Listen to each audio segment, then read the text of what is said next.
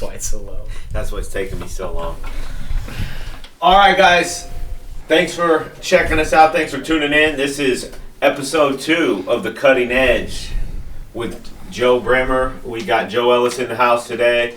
We got Keough here. What's going on? And Coach Scott Stevens in the house.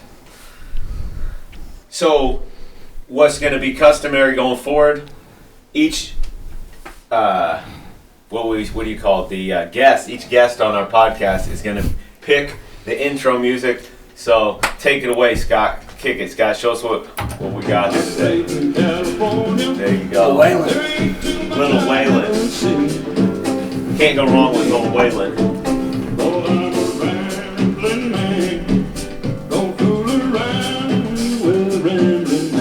Kyle, you know this one? Sing it. Come on. Give us a little. Words escape me right now. Come on. The words escape me. Wow, we're having a hootenanny up here today. Yes, sir. You ever had a hootenanny up in Rhode Island? Yes, we have lots of hootenannies up there. Good. I'm well aware. All right. Good. Cool, guys. All right, so today what we're going to talk about all sorts of different things, but we're going to mainly focus on powerlifting and our new powerlifting club and just what all that entails. And we happen to have, 3 powerlifters in the house. We got Scott. You've done a few meets. A couple of retired powerlifters. The State Fair. The State Fair, Yep. which is coming up in next 1 week. week. How's Next training Saturday. been? It's good. I've hit 2 PRs coming up. Just pulled 600, which has been a long time goal for me. There you go. Ring the bell. Yes, hopefully, We'll put in a bell sound there. can edit that in. PR bell, yeah. Hopefully, with a good little deload, I'm gonna pull opener next week. I'm thinking like 545. Hopefully, pull 6+ at the fair. Awesome, man. Are you doing the bench too? No, just deadlift. Just deadlift. Being focused. Right on, man. So, then we got Kyle, who he's done a little bit of powerlifting once or twice. Yeah, I'm retired now. Old and retired. Retired? Old, fat, and retired.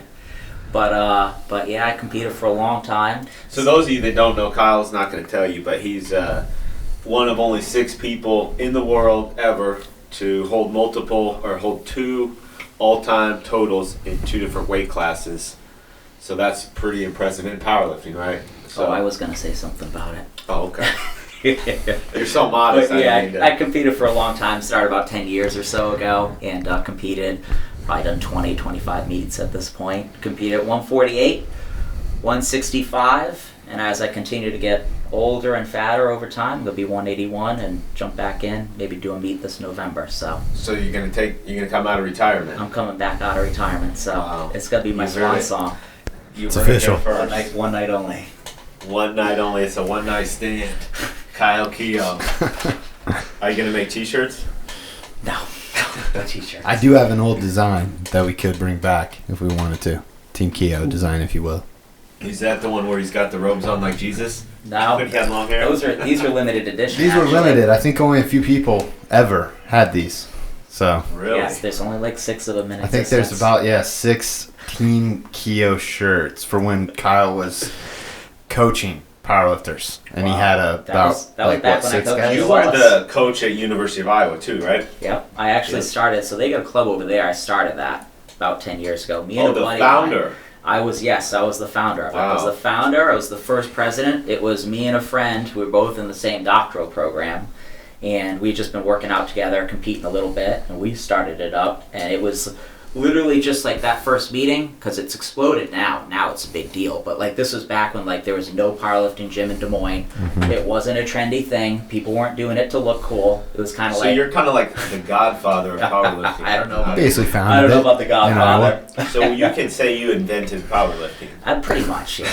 Something like that. No, but I heard about Kyle first, or not quite 10 years ago, but I read these articles on this old site called lift.net, and there was this guy that he wrote these like really long, super detailed articles named Keough. And then like somebody was like, "Oh, that guy's from Iowa City." I'm like, the powerlifter, the 148 guy? Yeah, he's from Iowa City. Yeah. And then I met him, and then we went on to be some friends. He coached me, And you did a little bit of powerlifting too. I did, and after working with, I mean, not to gas up Kyle here, but I worked with a lot of different coaches, a lot of different people, sought out what I thought were the best people, hired them, this and that. And you were deep in the powerlifting game for a while. I was pretty deep in it, I guess. I was pretty into it, and then started working with Kyle. Had I'd say probably the most amount of injuries I've ever. No, Maybe that's why I quit. Maybe that also, but my best meet ever with Kyle. So That's true. That's cool. So you had a lot of I remember you used to have a lot of different sponsors and stuff. that's because I'm a real good hustler. I did not have any sponsors. So that was I tell you. I had none. So you should have made him your manager. Yeah. I could have helped him. You could have You got probably could an help a lot. airbrush jacket like Jimmy Hart. Remember? But since he's doing this comeback, I might have to arrange some, make it a big deal Some for him. We might need to put him in charge of the t-shirts. Exactly. Yeah. It's true. Something. Second round. Something like that. So. We'll chit chat about that later on. No, that's cool, man. That's exciting. It's good to have a goal to work towards, right, guys? Yeah. It's good to have a point Absolutely. to your training. Well, I figured might as well do it now before everybody passes me by, so Yeah. get one more in. One more. So, speaking of that, you got the state fair coming up next, and then you're going to be doing another meet after that? Right now, probably helping coach a lot of people in November. So there's a Personally, big one coming up in November? Yeah. yeah, through 22nd Street. Personally, I gotta be very motivated for myself, and I'm not gonna be coaching other people and doing my own thing. I gotta be selfish. I gotta not worry about anyone when I'm, getting ready for a meet. So I'm gonna try and do maybe some smaller meets that other people aren't competing in. If I'm gonna, help prepping people for stuff like that. So I don't want anyone else competing when I do. Just because I got to think about me, I don't want to be coaching and then thinking about my lift coming up. Yeah, I've done a few of those before. Yeah. You ever had a fight where you're cornering somebody else right beforehand? No, but I fought on cards where, other guys in the training camp were fighting too, Yeah. and it's kind of, similar. It's hard, Yeah. man. Yeah. It's a Yeah, like your clusterfuck. teammates Yeah. or whatever. Yeah. Oh, yeah. Yeah. When you're walking out and your friend's walking back, just got knocked out. I lost. Yeah, that happened before. Yeah. So, well, that's cool. So, let's talk a little bit about the powerlifting club that we got coming up. So, you guys are meeting on Saturdays? Mm-hmm. And you got...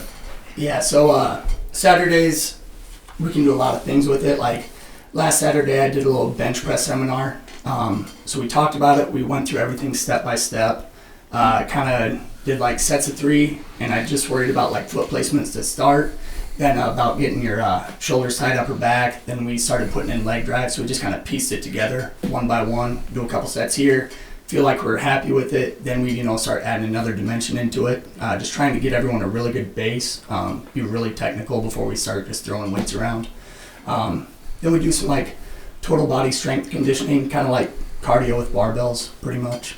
And then obviously whoever wants to come in, if they want special attention to a certain lift, you give them that special attention. If your squat's, not feeling all that good, come in Saturday and we'll work on your squat.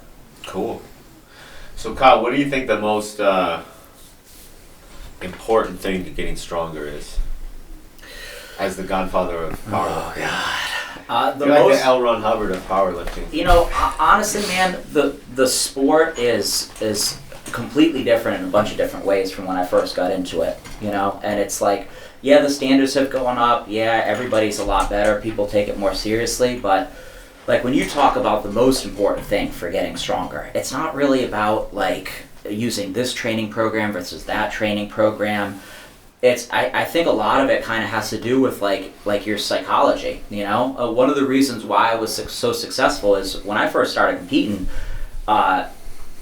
there was no Instagram in which you could see the exploits and the highlight reel of all these people across the world and even locally, and you could seek out and find out who your competition was. It was literally just me in a gym winging it and figuring it out for myself. And I would travel to gyms. About 10 years ago, I was over at Westside Barbell and I met Louis Simmons, and he's a psycho, and he told me about how they train, and I learned a lot from him. But it was just from me traveling around, going to different gyms, taking programs that I'd find, and just messing around with it for myself. So I didn't know that somebody else out there in the world was squatting 300 pounds more than me. And had I known that, I probably would have said to myself, well, I'm never going to be as good as that guy. And I never would have counted myself out. I completely by accident became really good at it.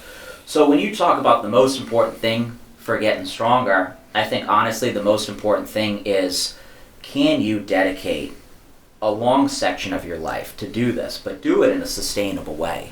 You know, because a lot of people come in and their motivations for doing a meet maybe aren't the best motivations to do it long term. You know, their motivations are they want to be popular, it's a trendy thing. So do you think the whole Instagram thing has made it worse? Because everybody's always worried. So you're saying, it sounds like you're saying you should be more worried about what you're doing than what everybody else is doing. It's attracted a lot more attention. I mean, there's a lot more money in the sport than there was 10 years ago. You know, like honestly, man, like when I first tried out for Elite Edge, when I first started, powerlifting was, I mean, it was nothing, man. It was no big deal. Like I didn't have much of a presence, and I was pretty good. I was very good at it at that time. But now there's so much attention on it, and everybody's so hyper-focused on what the next person does.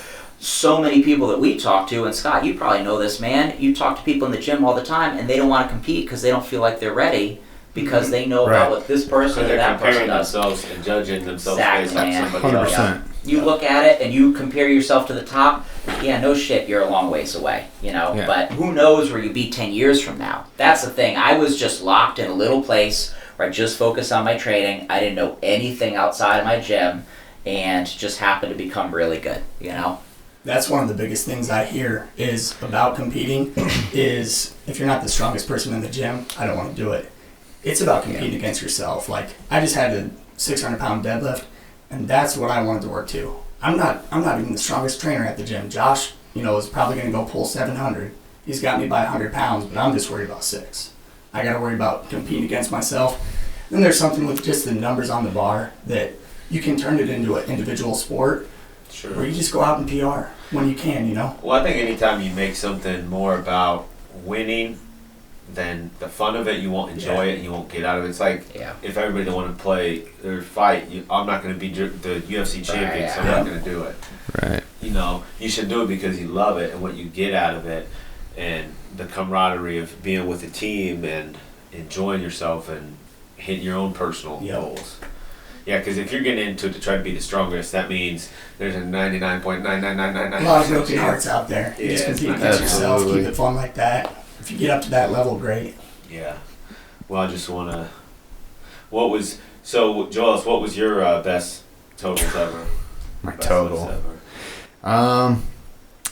You should remember, you were my coach. I remember you squatted 501.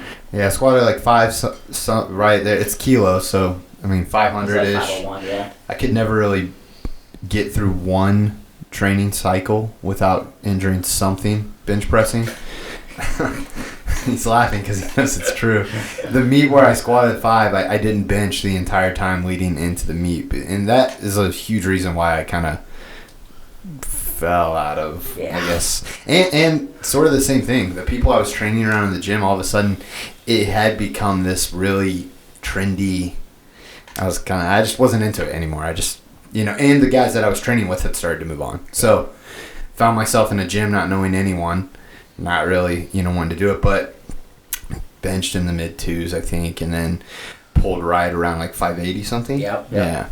And then after that meet, I just, like I said, you were still competing and all that. You were you're probably right there at the peak of all of it. Yeah, so, but, you know, Jake and some of my other friends that were, like Jake Hartman and some other really good lifters that had started to move on and do other things, wanting to train on their own. I mean, I'm sure you know about with fighting. So all of a sudden I felt like, I was like, well, none of my friends are even in this. And to be honest, I was just kind of getting into other things. I wanted to try jiu-jitsu a little. I wanted to do, and in a way that was really freeing. Oh, I do the boot camp now. I do this. I do that, you know. Yeah. Get out there and skateboard a little bit, you know, whatever. So you really got to have that passion, like the guy that was living in his van. Bigger, stronger, faster. He was just up at Gold's Gym training. And you know what was he just said? Stop training. And what he say? He said it ain't over. It ain't over. But as long as he can out bench, I'll out squat him, squat, out deadlift him. Who's the king? Who's really the king? live in your van eating tuna fish, but hey, who's the king? And guess what? That guy was in a movie like last year. Yeah. Was he really? He made his comeback. He did. He didn't give Wow. up. He made Because his comeback. he had a scene in Over the Top. Was Yeah. his first? Yeah. Yeah.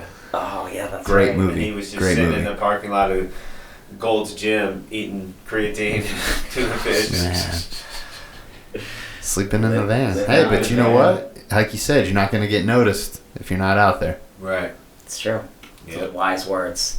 It's working out well for him. Yeah. Yeah. You know, that it was funny, but at the same time, like, look, hey, who's laughing now? Like you It, said, it worked. It worked out, right? I mean, it worked out.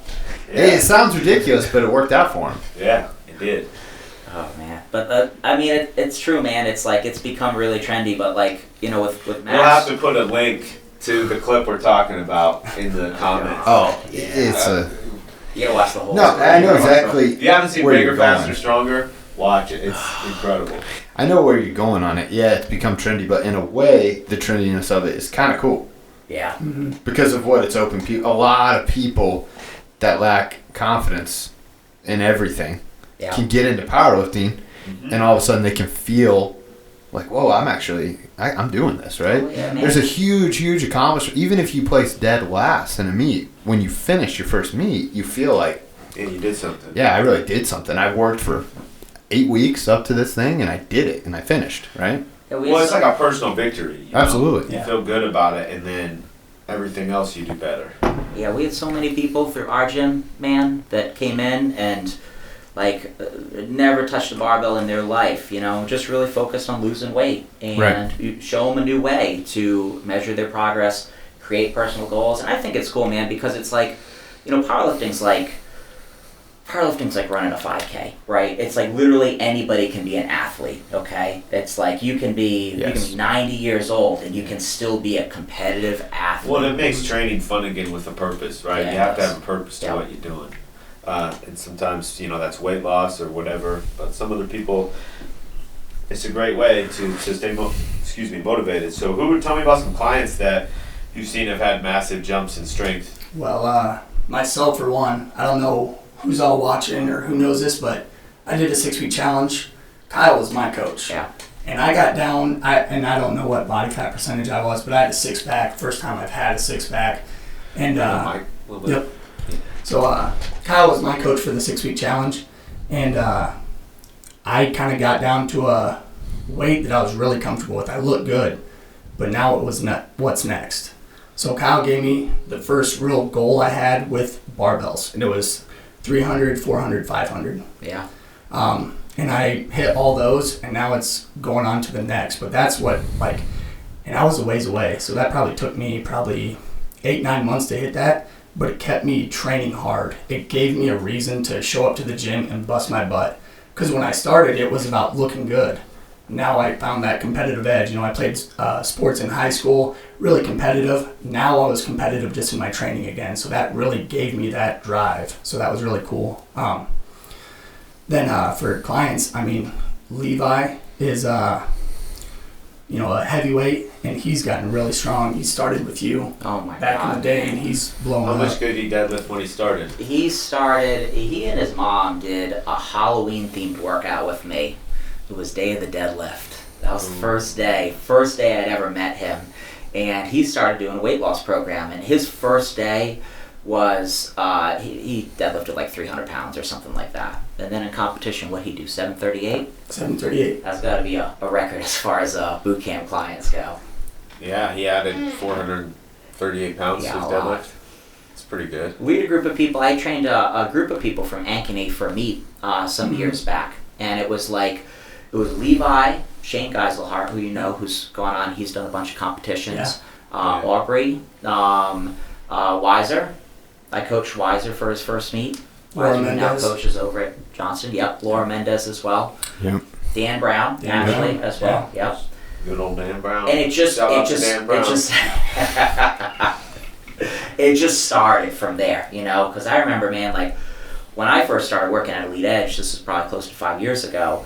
We had the stage over at Ankeny, right? Stage, a lot of people forget about that. People don't know about the That stage. stage. Which took fucking forever Hey, to no. take down that stage. I remember when we took that stage down.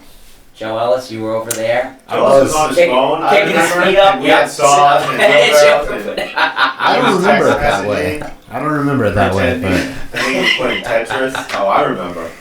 You get tired by about 7 o'clock. I think I on threw Sunday your phone in night. the garbage can when you weren't looking. nah, I don't remember it that way. That's weird.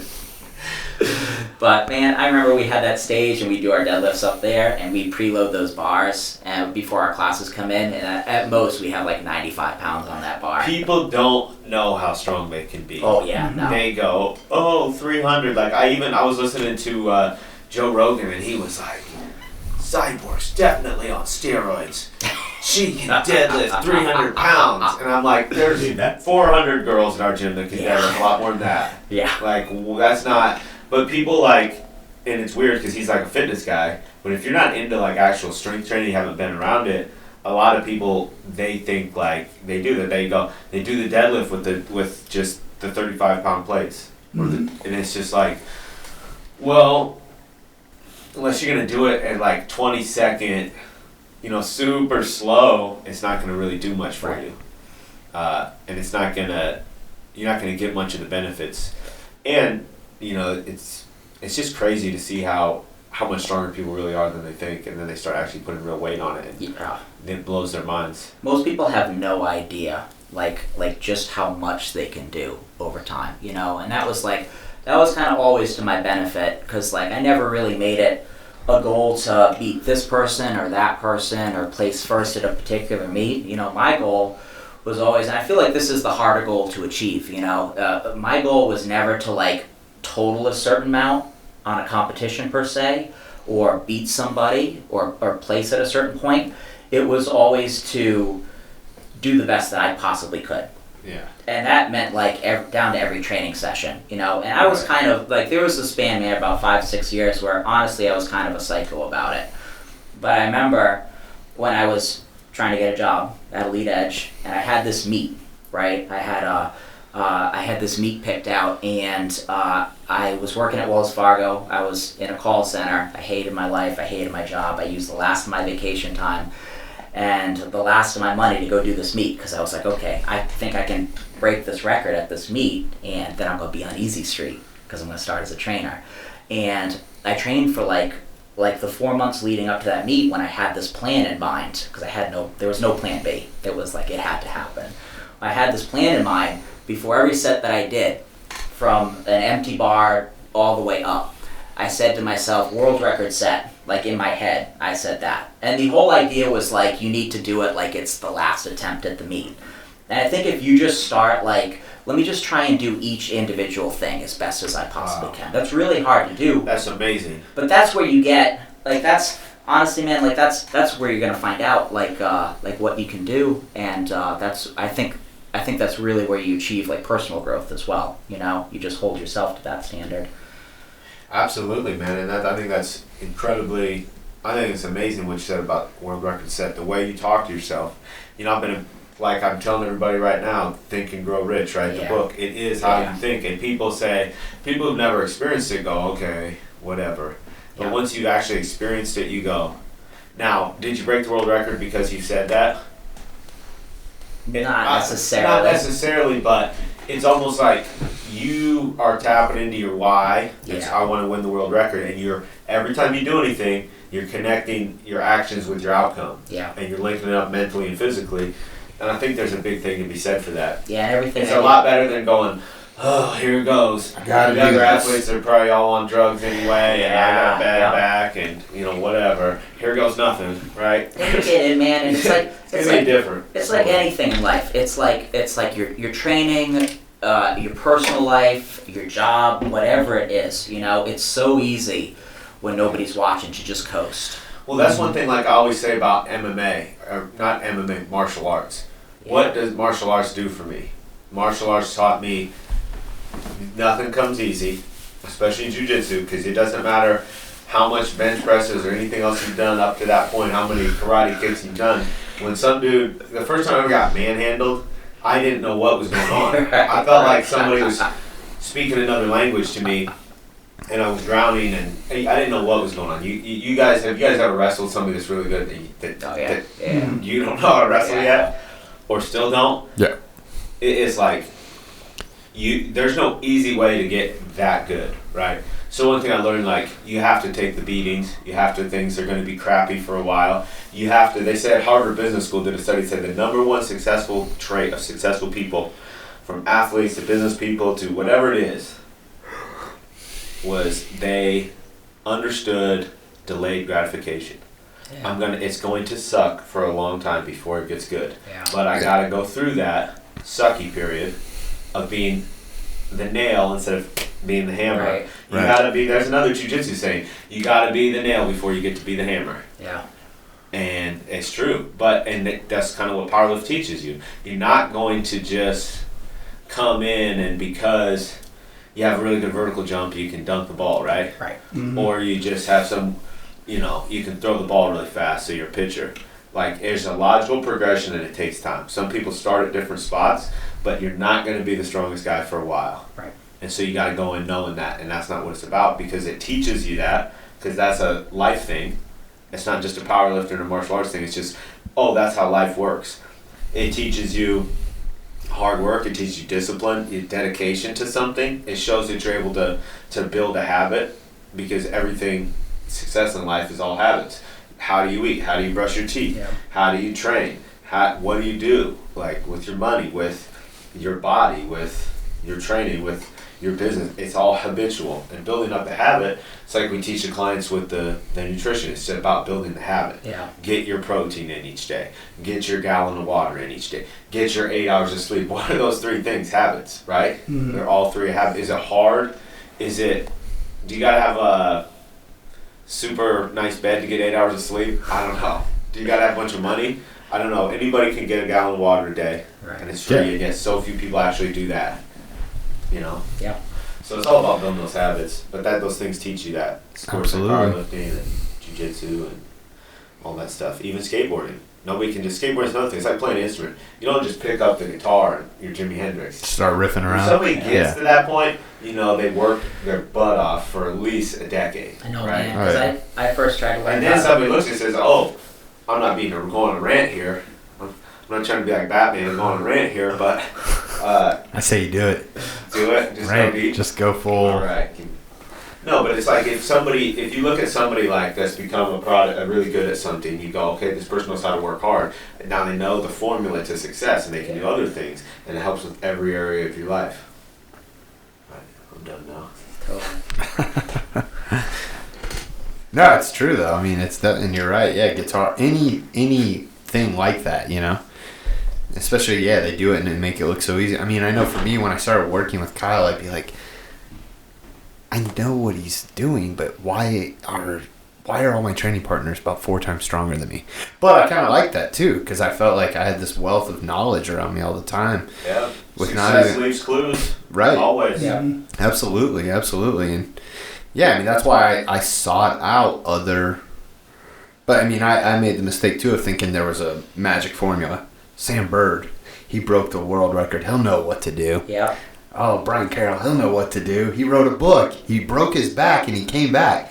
I'll just hire him. And I did. And not that it wasn't good, but, sometimes you hire these big name guys that wrote a book and they say, I'll write your training. And all they know how to do is what works for them. They give you their ebook, basically. Yeah, I'm like, I could have bought that for $20. But also, you don't go, oh man, if I could just get some private lessons with Anderson Silva. I'll be UFC.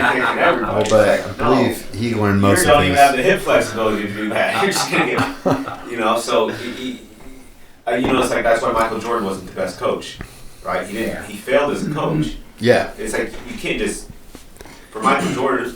It just doesn't work, Yeah. Just No, it's you can study that person, see what Right. they did, but sometimes it doesn't. it's rare. I think that coach. somebody that was as successful as Kyle is also a successful coach, because you got to keep in mind too that a lot of his guys but went he on went out to and be sought out right. all the information and reformulated it just like Bruce Lee. Right, but he had a lot of all this stuff and formulated it into his own system. Yeah, because for there for a minute, Team Keough, if you will, that he kind of never really wanted his lifters kind of said, nope, this is what we're going to register as when we compete. But he had a group of strong guys that have gone on to have like Jake and stuff. That I had most of the strong guys for a bit. Yeah, what do you think it's the Godfather? but I mean, it's like like I said, I've hired other really good, smart lifters. I mean, Sam Bird, he's a smart guy. Yeah, he's an attorney and stuff too. And not that I didn't have success, but the CAT, right? Compensatory acceleration training didn't do anything for me. He squatted like 9 something so. And that's how he trains all his clients. And that's how he trains himself, and he says it keeps me healthy. I don't ever have to go too hard. A lot. Jay Nara, a lot of guys do that. Yeah. Well, it doesn't work for different. me. Right. Everybody's different. Right. Not everybody. It's like with Matt, what he eats. Not if you go and try to just like I'm gonna do that. It won't work. Yeah. It's not gonna work. I'm aware it doesn't work. Yeah. So everybody's different. So I Not think seeing the same results. which is why like. If you really want to do the powerlifting, it's good to have a program like the Powerlifting Club because it's not the same thing for everybody, right? Yeah. Mm-hmm. And strength training, the funny thing about strength training is why should you strength train? Well, here's a pop quiz. Who knows what the number 1 cause of death? I know Dar told you, so you're not. You were there at the where we learned this, but the number 1 cause of death in America. You know what it is? Falling down. Falling down. And you know what happens? I just remember who Dar was. Shout out to Dar. Dar, if you're watching, man, I miss you. Anyways, yeah, it's falling down because people, as they get older, weight training helps bone density too. It's not just about being strong. So, with your bone density stronger, when you fall, you literally it can be the difference between life and death. That's the number 1 cause of death in America. Right. As people get older, they stop moving around, they stop weight training if they ever did, and it become fragile. Yeah, and everything else in your life becomes easier. Like how lifting the groceries, carrying things, doing all the Right. daily tasks Yeah. become way easier when you're stronger. Quality of life. Quality of life, and it might save your life. Yep. I mean, really, like we all know somebody who's been older and fallen down, and Of course. they don't die from the fall; they die from the complications Right. of not being Right. able to their body to withstand the surgery. Yeah, they to can't fix it. heal type thing. Yeah. Yeah, it's horrible. Yeah. Absolutely. So, yeah, so it's just not about being, the strongest guy in the gym. Right. That shouldn't be if that's your motivation, then you're probably going to quit pretty soon. Yep. Honestly, man, especially with women and the issues that come with osteoporosis, women in their 70s, 80s, and 90s, strength training really is like the magic elixir. That's Sure. that is like the thing that is going to keep them healthy and allow them to enjoy better quality life later in their lives. And Right. you see these women man, it's not unusual for me now to see women in their 80s and 90s competing in powerlifting meets, and even if you're not competing, training, and stronger, frankly, than a lot of women in their 20s and 30s. Absolutely. Yeah, Absolutely. that's the best part. Anybody can do it. Yep. And you really don't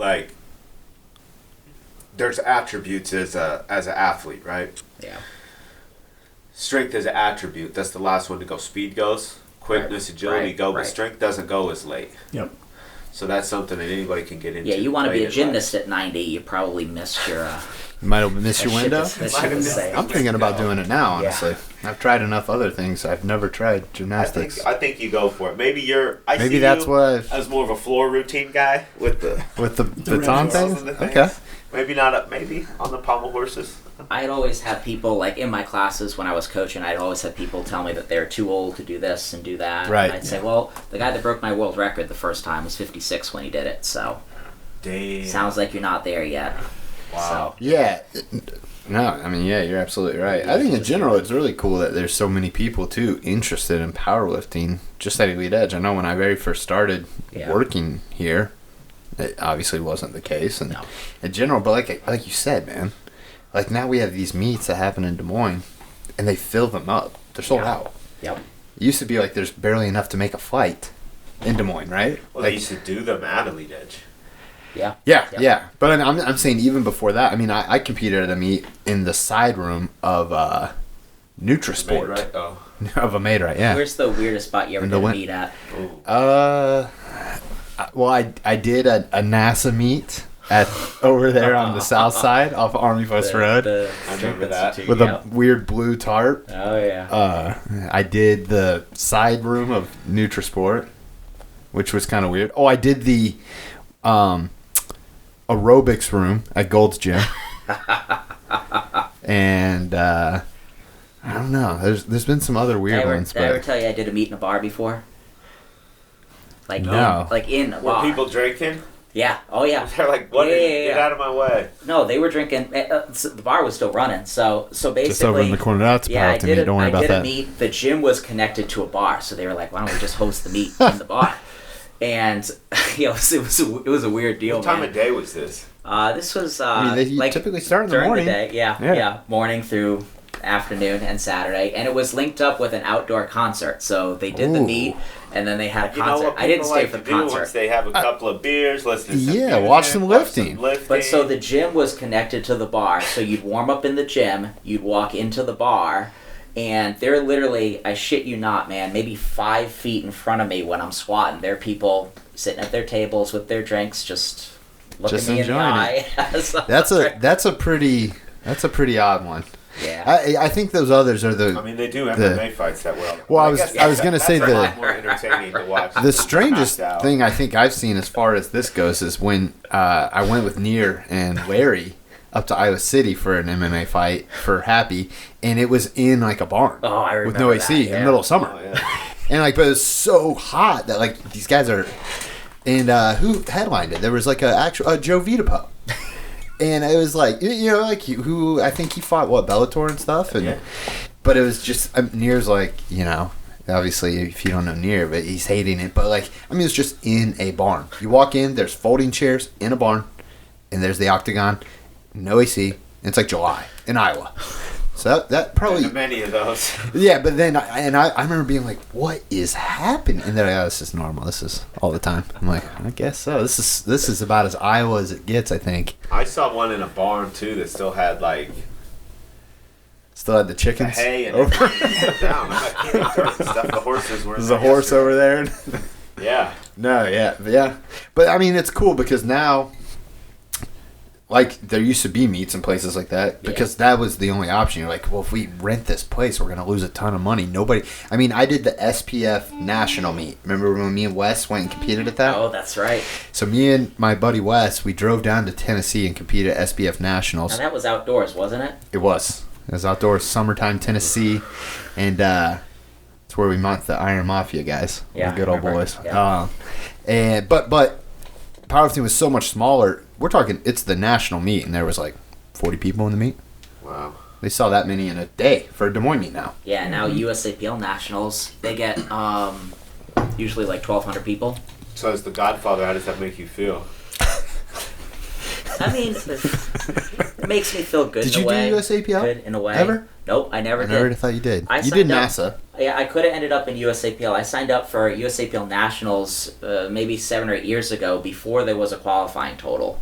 Way Oh, back okay. when, but I caught pneumonia and I didn't end up doing it. What federation did you break the world record in? It was RUM, right? Yeah, Royal So Unity. is that Yep. that's its own Yeah. thing, right? So Royal Unity was like It's a there used to big be meet. these big cash meets, these invitationals, you know. So Right. obviously invite only based on your ranking, so on and so forth. Right. But I never wanted to be the first meet that I broke right before I started at Elite Edge. That was the meet. That was my last meet at 148. That was the meet where I cut like 20 pounds. That was the meet where I tried to give myself an IV afterwards.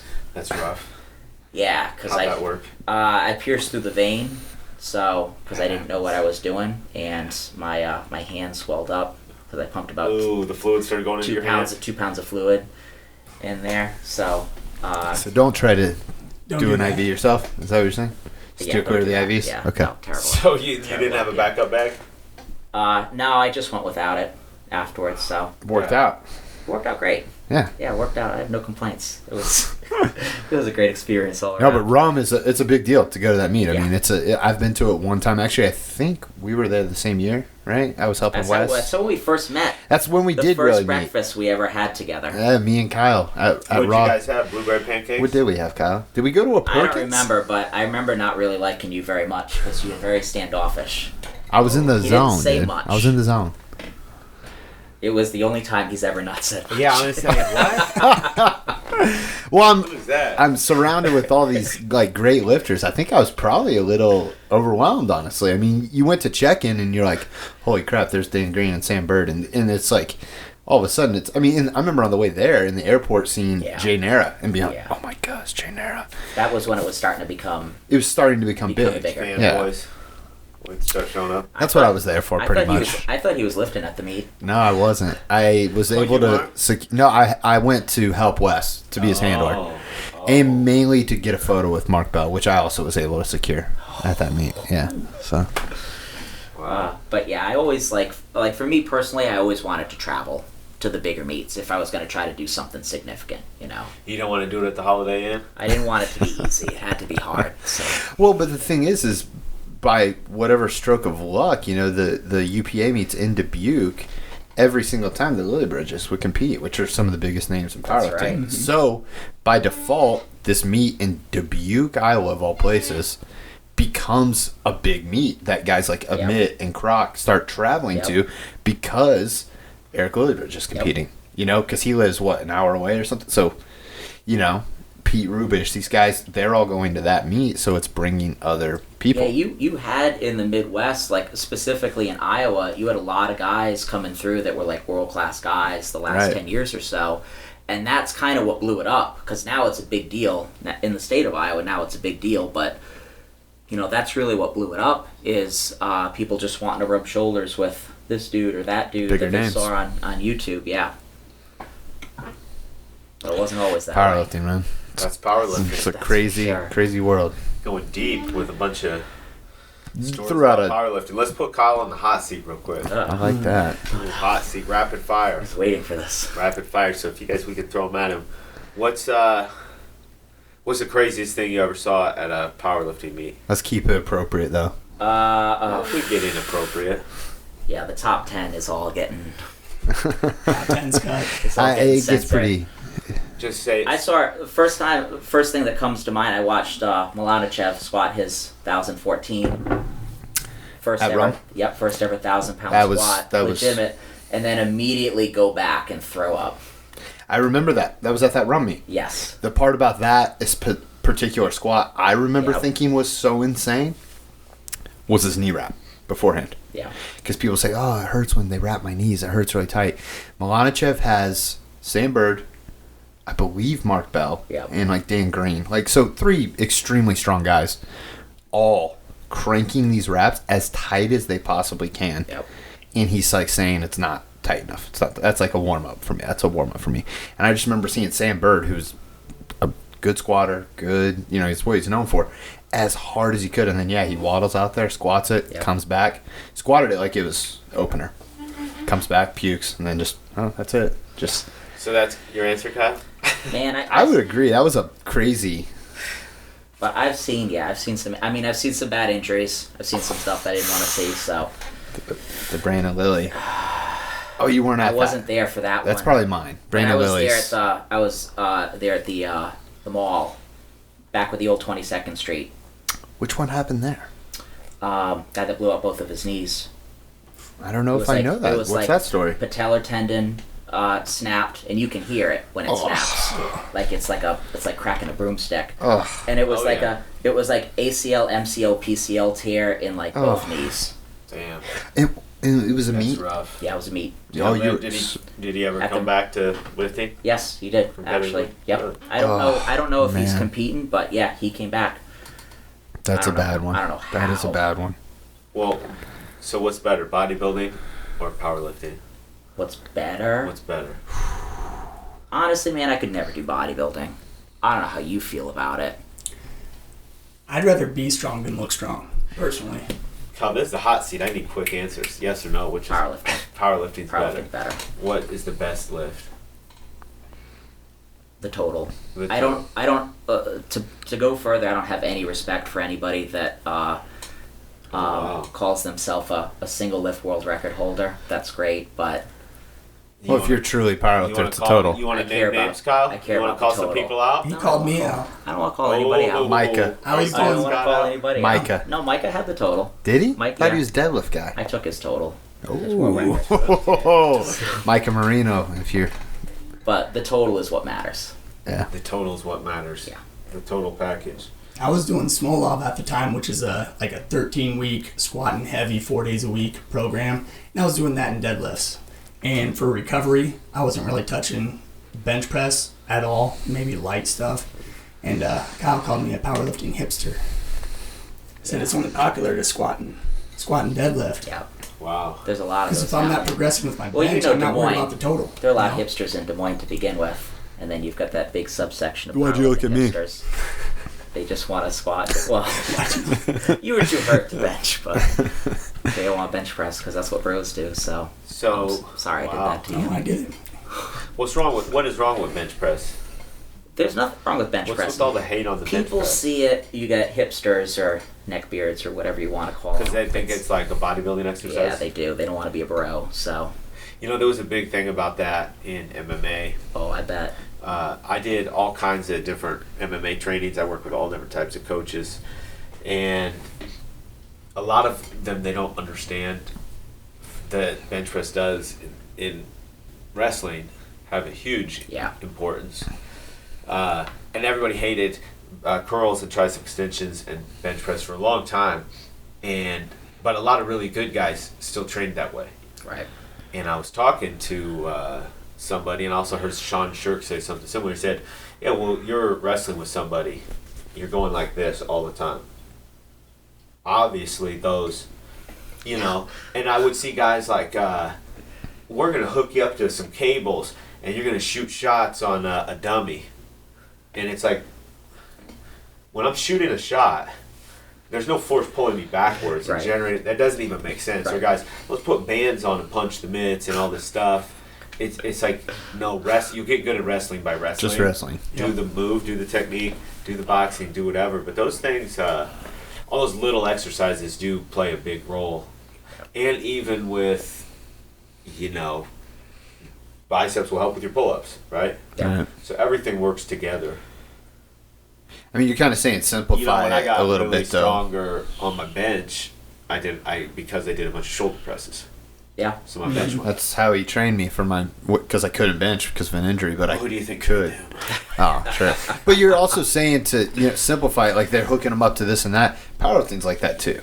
You sometimes see these guys in like a Ridiculous gym, stuff. and it's like, Yeah. what? And they are can't explain you? why they're doing it. Why do because you of have Instagram, and it looks chains? cool on Yeah. Facebook, Exactly, man. and Exactly. people will give me likes, and it's like, but what is your purpose for this? I don't think I once used bands or 'Cause you're chains when I trained with Kyle.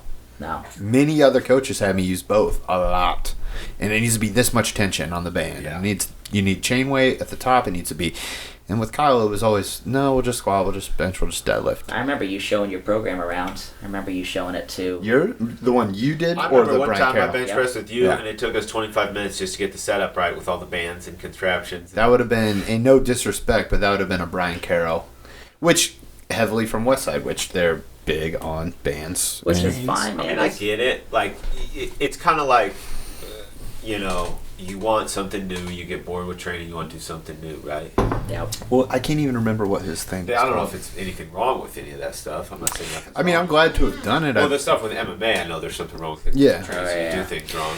I mean, hey, some of the guys See, that do it, worse. and like Lou Simmons, he believes in bands big time. Westside, it was pretty dominant for a long time. It makes a lot more sense with weightlifting.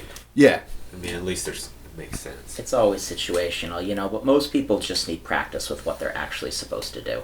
Well, everybody wants a shortcut. Yeah. If I can only bench 135, I want to get to 300. Well, I'm going to put the bands on with the kettlebells attached. I'm going to get there quicker. It's like, not really. nah, yeah. I You're mean, still weak. That's the problem. yeah, absolutely. And also now, I know I don't know if it was you or Jake. I talked about this, but with powerlifting, you really, going back to because, I don't think I'm ready yet. I'm not quite strong enough yet. Oh, yeah. Now it is getting so big that, like, and I'm not discrediting old powerlifters, but as I think Jake said, even, like, real athletes are coming into it now Yep. that are like, well, what's the world record?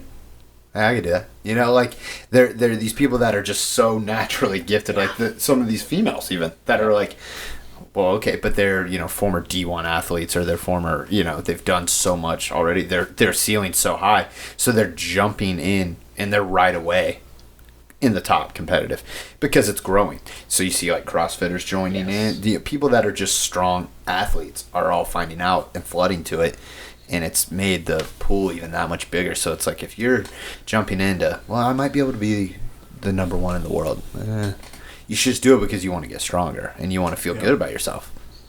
Yeah. Yeah, you can't just jump in and be any good anymore. Doesn't Not work like that it way. was. Not like it was. Guys that I knew when I first started that were Let me ask you this, Kyle. So you broke the world record at 52, 48. What was 48 and 65. it? Okay, so what was it? 48. My total, Yeah. 1482. And what's the record now? Who broke it? Tiny and Tough, actually. He owns it now. Gerald Dionio. Yeah. And A few years ago. What was his title? He still has held it. Oh, geez, it's probably like 1570 now, something like that. He still holds it. But so that's what less than 100 pounds. Yeah, about 100 pounds difference. which could be years to, gain 100 Oh, yeah, pounds on your 100 total. pounds When is you're at huge. that That's level, a huge difference. That's a huge difference. putting 100 pound on your total when you're at Kyle's level is like, Yeah, because I broke that record by 16 pounds, and then the 65 record I broke by 5. I just inched who that has the forward. 65 now? Taylor Atwood. He's got Okay. like a 1740 or something like that total. Yeah, huge total. But that's a guy, like, I'm competing against that dude, and, like, I'm not, like, a bad athlete by any stretch, but a lot of it was how I figured things out, And, like, that's a guy that, like, the guy that broke my record at 65, well, he was a football player. He played in the CFL, and he's, like, 5'6", so it's, like, to be 5'6", and a play lot of these professionally, guys, man, they're coming from big sports. Yeah, and he's got... Well, it's not like he hadn't been probably lifting weights his whole life, anyways. Right. I did a meet. It was the U.S. Open a few years ago. I came in. San Diego. Did that? Yeah, when I was kind of on my way out of competing for a bit, and that was a meet where somebody convinced this very wealthy dude, investor, to put up $300,000 of his own money in cash money, and they invited me in, and they said, for your super class, if you win, it's 40 grand. So I was like, okay, that sounds great. Take the year off of work and. Well, you have an actual for the level you're at. That's not out of the question to win. No, it's not. Yeah. So. And so when I came in to that meet, I was doing that meet and I was looking around, and I realized that every single person there had a coach that they were paying, except for me. I was still just self-coached and doing my own thing. And that's when I realized, okay, this has become a business now. Like, there's like an industry here, and it's starting to pass me by. Like, that aspect of it is passing me by because everybody has somebody that's there working with them specifically. And if you're just getting in your first meet or whatever, it's not like you need that. You don't have to be that serious. I did every meet. I mean, really, I did every meet, just kind of doing it on my own for the actual meet. But it has really evolved into that, where coaches are not the exception anymore. They are the rule. Yeah, and they make good careers. I mean, Well, anytime too, you can have, it's like this, like we said, success leaves clues. If you can shorten up that learning curve, Yes. you should have it's definitely an asset to have a coach, somebody there to, even like always, like the best guys in the world, you'll see the coach in the corner in the fight, get your hands up. What is that day one stuff, right? Yeah, But you can't see that you got tired and your hands are down. right. So everybody needs a coach. Yeah, the good coaches oftentimes aren't necessarily the most knowledgeable ones or the best athletes. They're the ones that, like, care about the people that they work Invested. with. Yep. Yeah. And they're the people that, like, they make you believe that you can do something that you don't actually think you can do. And that's every level, from a world-class level on I agree down, with that, to our people 100%. doing, like, their first meet, It's just getting them to have the courage to do that, to start off with. Yeah. That's why I felt like a lot of the best guys in Des Moines, I mean, I was cherry picking a little bit with who I worked with. Of course. But at the same time, That's why man, you it was picked me. like iron sharpens iron, Like, your mindset's a certain way. you do things the same way, because like when I was serious, like everything was like never miss a training session, never skip a set, diet was the same every day. You know about my old diet. Kyle's, I know about the Chipotle diet. It was not the diet. That's a very, that's one that we'll go into detail maybe in the comments or something. Yeah, we only got, we got about 4 minutes left before the tape rolls out, so. Down to the end. Down to the end, guys. Well, thank you guys for coming by. Enjoyed it. If you guys are interested in learning more about the Powerlifting Club, Scott and Kyle are kind of working on that. Scott definitely is the go-to. He's the head coach for it. Yeah, so these guys are going to be, you're competing again. November. You're going to do the one. Fair coming up. So you're going to be their training. You're going to be a trainee. Yeah. I'm going to tell him what to do. There you go. And he's got, you have a big stick to hit him with when he's not. Yeah. He's fine with that. No, but guys, if you want to get in and train with these guys on Saturdays and really get into powerlifting, it's a great opportunity. Anybody can do it. Anybody Is their can spots jump in still open in November? Yes. Like if people want to join the club and then have a meet ready picked out? We're going to look at like if you want to get 2 stronger, weeks out, we got to start getting on the prep. Right. Okay. So guys, now's the time. If you're into getting stronger and you want something to work forward to, you need something to re-energize, re-motivate yourself, you want to get to train with a group of dedicated people that are all serious about this and have a good time and possibly do some meets. Don't have to, but talk to Scott. He'll get you set up on the Powerlifting Club, and I think it's gonna be a lot of fun, and you're gonna get stronger. Yeah, it's gonna be a beautiful thing. That's the goal. It's gonna be a beautiful thing. Well, thanks guys, appreciate it. It was good talking with everybody. Thanks for watching. We'll see you next week.